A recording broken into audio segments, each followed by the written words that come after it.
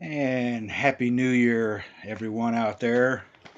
Admiral Preparedness here. I'd like to talk about some more of those emergency long term store foods that you buy off the shelf at your grocery store that you can convert to long term food storage just by a few techniques we're going to discuss today. We all know what this is. We love them, we have them all the time. Did you know that you could store this for an extended period of time by just vacuum sealing the pouch? Yes, sir. Yes, ma'am. What you want to do is get your vacuum sealer out, get your proper bag that fits this puppy, take it out of the box, slice into the packaging, place it into the vacuum device, seal it up. If you want, you can take the cooking instructions and add those to it.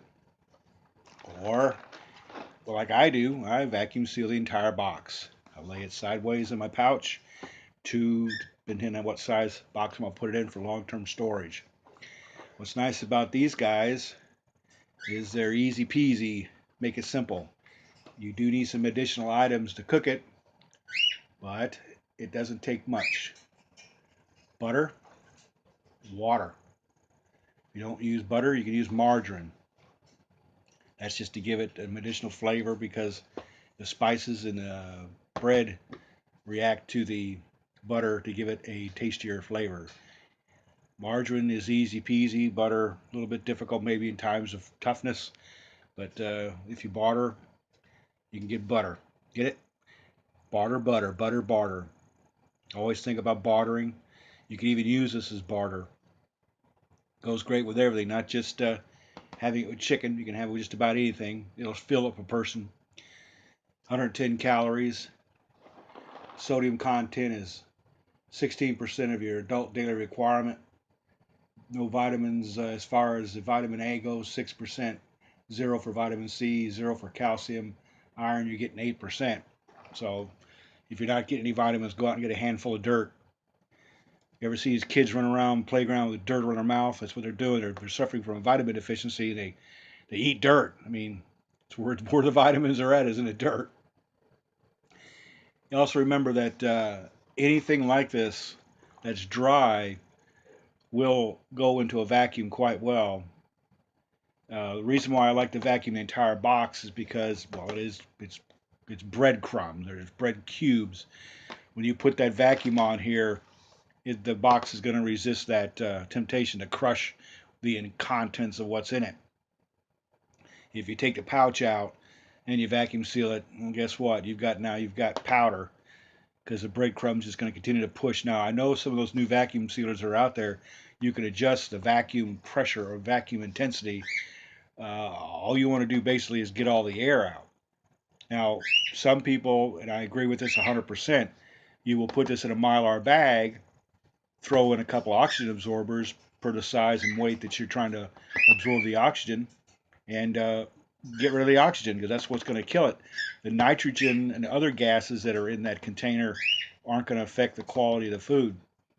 But you do have to remember to cut into the package. During the process of making this in the factory, they flush the bag with nitrogen. So, well, that depends on which company. Now, if you go with Kraft, I've seen that process done, and I can tell you for right now they do use nitrogen, but other companies may not. Now, there are a lot of companies that will package for this different manufacturer under certain restrictions and requirements that they ask through the quality assurance program. But I always buy the name brands when it comes to something I want to put into a vacuum or long-term storage. These guys will last fairly long right in the package. I believe this guy has an expiration date, or again, I hate to say expiration date, I'll say best if used by 24 October of 2017. So, being January 1st of 2017, this has got 10 months come up on the 24th day of October. That is a used Best Buy, but always go past that. As long as the package has been sealed and nothing's gotten into it to expose oxygen to this product, it could last well 3 or 4 years past the sell by date or best use by date.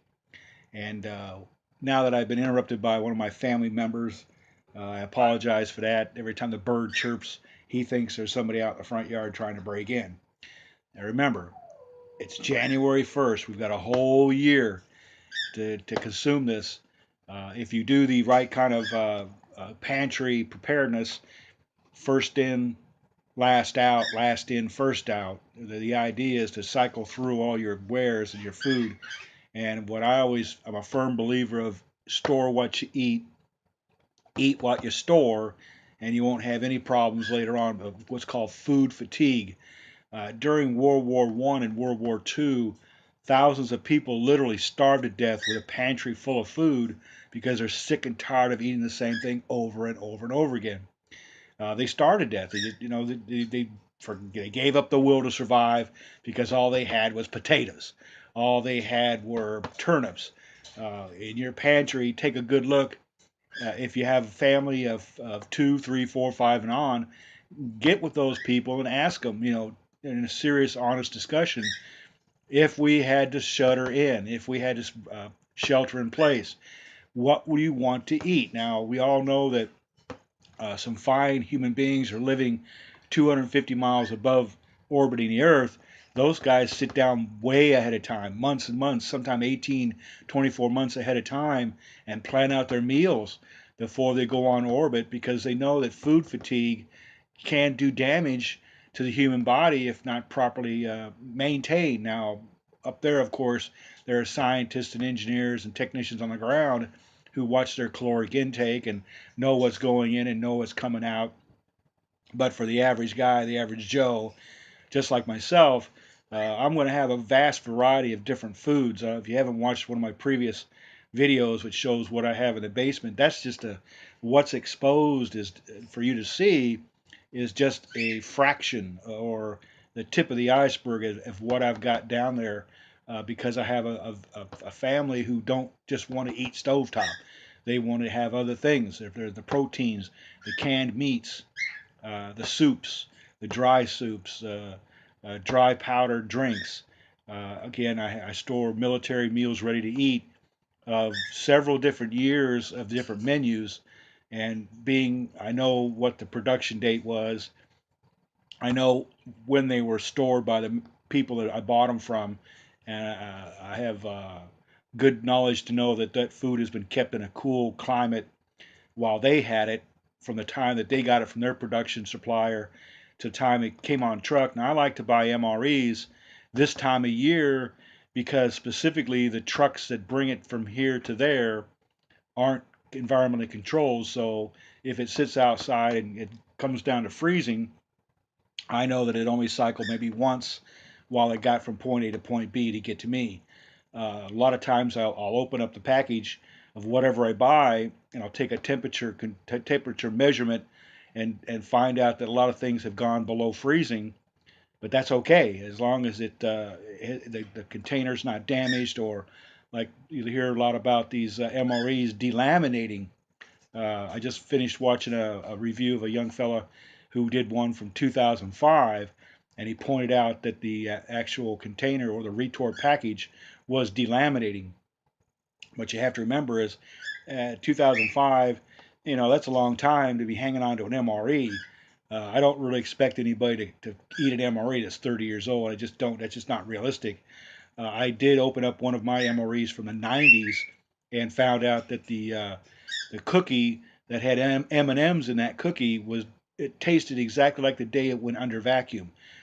So we all know that vacuuming under the right conditions, vacuum sealing was perfect. It'll make that food last forever until you either destroy the packaging, something gets into it and digests that food before you got to it. So, not to ramble on anymore, I want to wish everybody a happy new year. 2017 is going to be one of the best years of my life.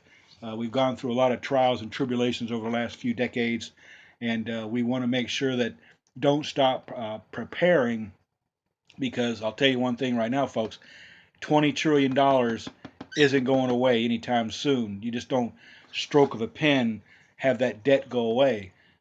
Consumer credit debt is extremely high right now, and unemployment may seem low, but I'll tell you right now, if like I quit looking for a job.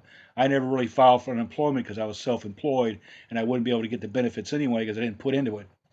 Social Security is different. We won't go that route. Uh, so stay safe, stay well, stay on your meds. If you guys are taking medications, don't stop taking them. I'll tell you why. You'll end up in the hospital like I did. Happy New Year, folks.